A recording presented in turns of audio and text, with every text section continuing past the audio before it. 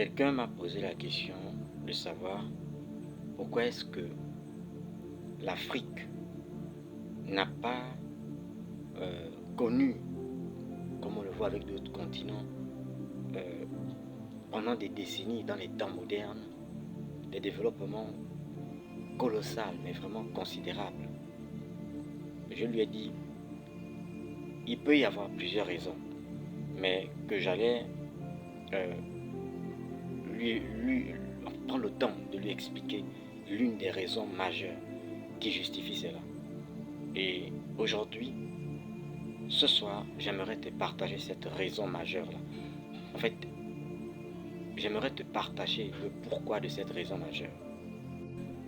Déjà, dans un premier temps, s'il y a une chose qu'il faut bien saisir, c'est que l'Africain aime bien quand le soleil l'illumine, mais pas quand il n'aime pas voir le soleil qui l'illumine briller sur celui qui est à côté de lui. Il aime bien quand on dit qu'il est le seul à pouvoir prospérer dans quelque chose, à pouvoir être la tête, à pouvoir être devant, en haut, supérieur, sujet d'un certain succès ou d'une certaine réussite, d'une certaine réalisation ou d'un certain épanouissement. Il aime bien quand tout cela se produit chez lui en tant qu'individu. Mais lorsque ça se produit chez un autre, un proche, chez celui qui est à côté de lui, qui est son frère africain comme lui, ça devient un problème. Je vais vous dire quelque chose, une vérité simple.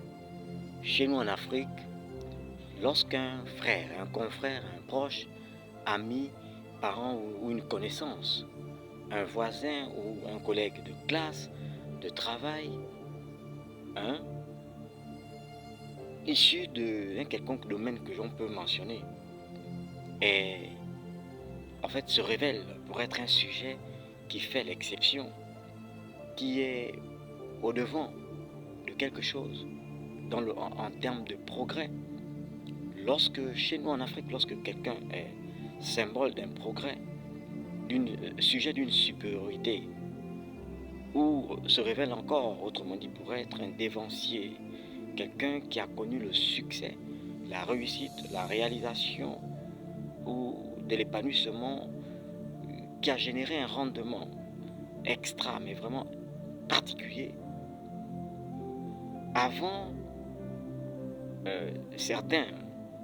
avant un certain X ou un certain Z, ça dérange d'autres. Oui, l'Africain, lui, dans sa tête, c'est pourquoi lui et pourquoi pas moi? Pourquoi est-ce que c'est lui qui doit briller, pas moi? Pourquoi est-ce que on doit parler de mon ami, de mon frère, de mon prochain, de X ou Z, mais pas de moi? C'est comme ça que ça résonne ou ça sonne dans la tête de l'Africain. Mais mon ami, dans la vie, il y a des gens à qui Dieu a fait la grâce ou a accordé une mesure de grâce d'exceller, de connaître le succès, la percée, la réussite, la montée en puissance, l'émergence, s'éclore ou fleurir avant toi. D'accord? Il y a des gens qui se révèlent pour être uniques de par ce qu'ils produisent dans ce monde, ce qui génère comme rendement, ce qu'ils posent comme étant des actes, comme étant des actions. Il y a des gens qui, en matière d'affaires, d'entreprise, d'entrepreneuriat, et cela dans n'importe quel domaine encore que l'on peut citer, ont eu la grâce d'être ou de devenir des icônes, des références, des modèles d'exemplarité, des symboles dans des pays, dans des nations. D'accord? Maintenant, chez nous en Afrique, on ne veut pas ça.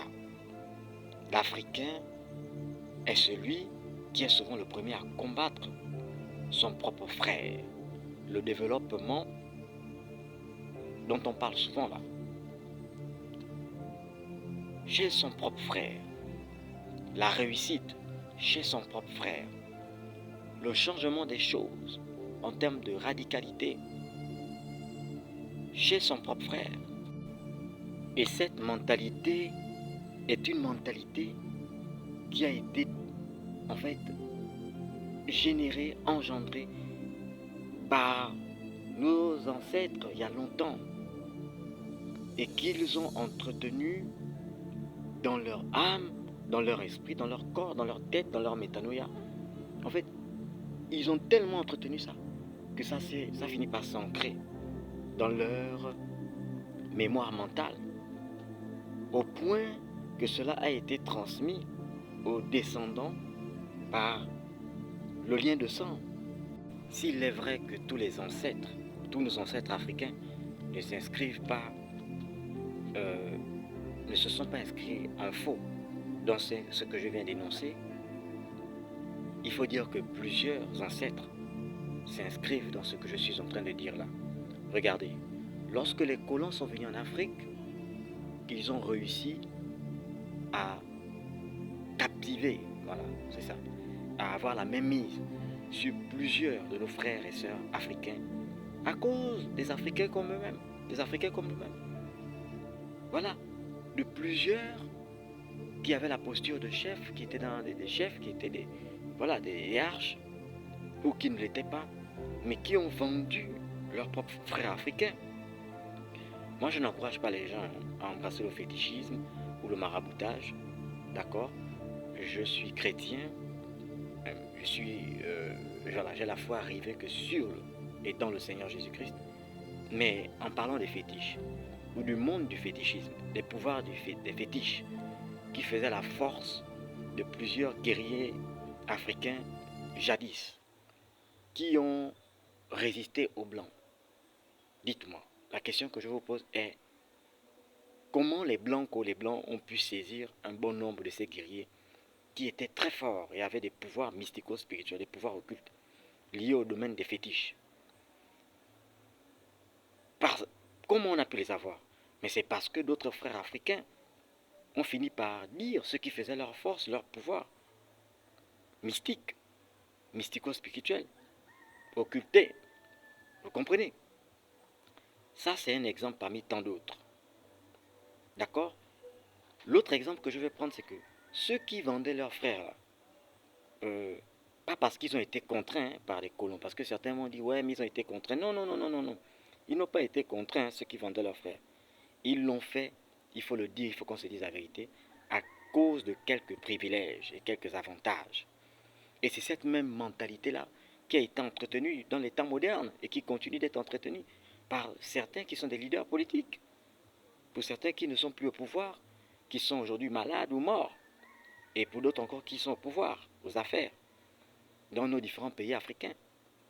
Combien de frères africains, leaders politiques, ont choisi ou préféré de vendre leurs propres frères africains à cause de quelques avantages et quelques privilèges dans les temps modernes?